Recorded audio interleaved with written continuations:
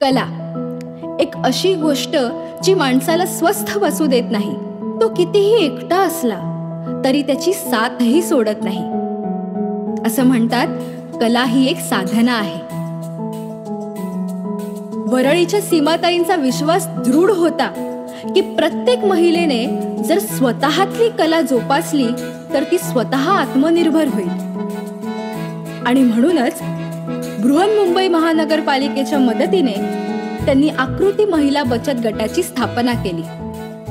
नमस्कार, मी सीमा महाजन. माझ्या बचत गटाचं नाव आहे आकृती महिला बचत गट. त्याच्यामध्ये माझ्याकडे कॉलेज गोईंग मुली किंवा मग घरकाम करून येणाऱ्या बाया अशा असतात. माझे प्रोडक्ट्स हे गिफ्ट आर्टिकल्स आहेत, हँडमेड आहेत सगळे. त्याच्यामध्ये मी मातीच्या पणत्या, कटवर्कचे दिवे, क्रिस्टलचे फ्लावर्स आहेत, ज्वेलरी बनवतो आम्ही.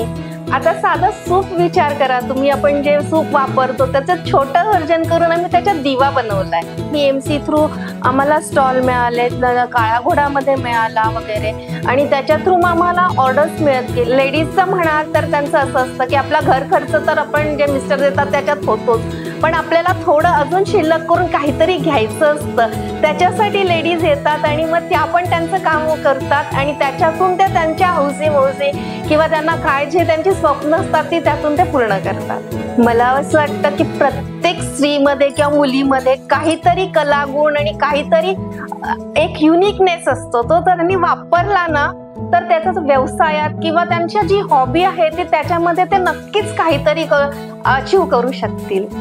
बृहन्मुंबई महानगरपालिकेचा मूळ हेतू बचत गटामार्फत महिलांचे सक्षमीकरण करणे हा होता आणि सीमाताईंना या संकल्पनेची योग्य ती जाणीव झाली होती. त्यांच्या कार्याबद्दल शासनाने, प्रशासनाने, विविध सामाजिक संस्थांनी त्यांना नेहमीच पोचपावती दिली. पण त्यांचा खरा आनंद कशात होता?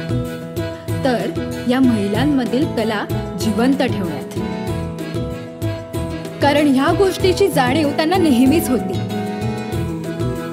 कलेची ज्योत कायम आपल्या आयुष्यामध्ये समृद्धीचा प्रकाश देत राहते.